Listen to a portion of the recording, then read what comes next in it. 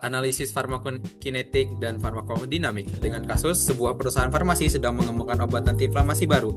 Setelah dilakukan uji farmakokinetik, obat menunjukkan Cmax yang tinggi dalam 30 menit pertama, tetapi efek antiinflamasi baru terlihat setelah 2 jam atau setelah 120 menit. Studi farmakodinamik menunjukkan bahwa efek maksimal atau Emax tercapai pada konsentrasi yang lebih rendah daripada yang ditunjukkan oleh Cmax.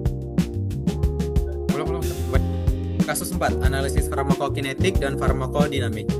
Dengan kasus sebuah perusahaan farmasi yang sedang mengembangkan obat antiinflamasi baru. Setelah dilakukan uji farmakokinetik, obat menunjukkan Cmax yang tinggi dalam 30 menit pertama. Tetapi efek antiinflamasi baru terlihat setelah 2 jam atau 120 menit. Studi farmakodinamik menunjukkan bahwa efek maksimal atau Emax tercapai pada konsentrasi yang lebih rendah daripada yang ditunjukkan oleh Cmax yang teruji pada 30 menit pertama tadi. Berikut adalah hasil diskusi kami.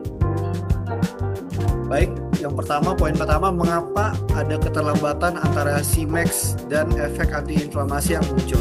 Keterlambatan ini wajar terjadi karena obat memerlukan waktu untuk berdifusi ke jaringan target, berikatan dengan reseptor, dan memicu respon biologis, misalnya penghambatan mediator inflamasi.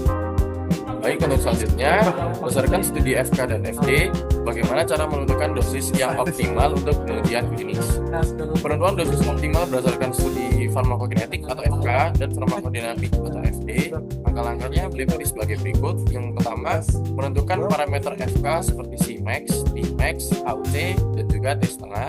Kemudian mengukur parameter FD seperti Emax atau efek maksimal dan EC50 atau konsentrasi yang memberikan 50% efek maksimal. Dan yang terakhir, menghubungkan keduanya melalui model BK, PD untuk memperkirakan hubungan konsentrasi efek dan menentukan dosis. Bagaimana hubungan farmakokinetik dan farmakodinamik dalam membantu mengembangkan manajemen dosis yang aman dan efektif?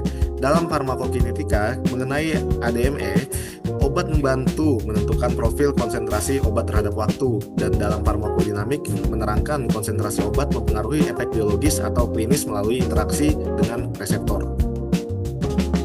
Kemudian kesimpulan dari analisis farmakokinetik dan farmakodinamik ini adalah yang perlu diperhatikan, jaga kadar obat tetap stabil di kisaran EC50 dan EC90 tanpa menimbulkan toksisitas. Emax yang tinggi bukanlah yang utama. Hal ini dilakukan dengan merancang obat dalam bentuk sustained dose atau pembagian dosis 2 kali sehari agar efek antiinflamasi yang optimal.